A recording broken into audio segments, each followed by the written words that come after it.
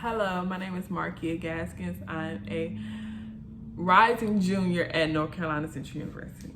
In this video, you will learn about my academic goals, career goals, and the skills I need to achieve both. But before I start that, I would like to first start with how did I come across psychology as my field of study.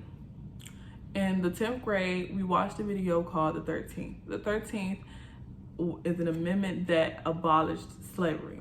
However, in the 13th, a statistic stood out to me. The statistic was, although the Black community has the highest incarceration rate, that only 2%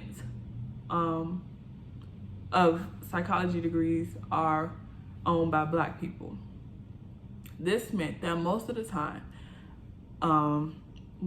people of fair skin will be going into these prisons and these communities, and they will be misdiagnosing these people because they don't know what they've been through and they're not able to understand what they're going through still. So I've also always wanted to work with children. That interested me a long time ago when I first wanted to be a lawyer for children who were on parole or who were in life sentences. So I asked my counselor, I said, how do I tie psychology with children? And she was like, there's also a way of doing that by child psychology, child and adolescent psychology. And I looked it up and I became more and more interested in psychology and children as the years went on.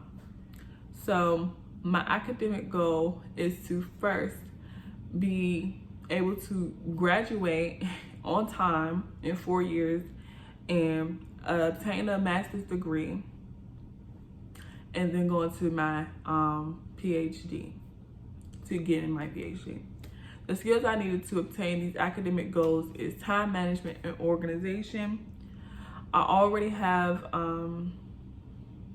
time management kind of down because I've been writing things down in my planner a lot more, but in order to study and have communication, I have to also have these communication skills.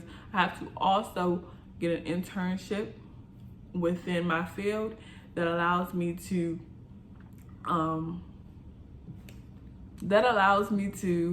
go and be career strong when I get in my field.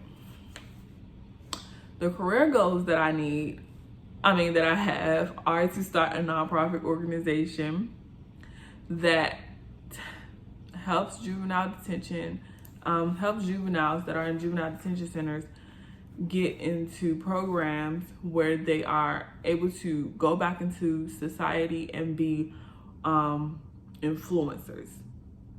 And I will do this by implementing programs within the juvenile detention center where these kids can be trained on how to help children once they get out of their situation, how they can turn their lives around, as well as implementing programs within schools. I want to implement a school program that allows children to start knowing how to invest and start generational wealth. Also, my other career goal is to tie a scholarship into my nonprofit organization that allows these children to not only start their path into a higher education, but also start their path into being more than likely a first generation student. The next thing I want to do is start a loan. If they don't want to attend a higher education, they can get a loan where they will start their own business. So within these programs, you'll be learning about college and how to start your own business. And now that you understand where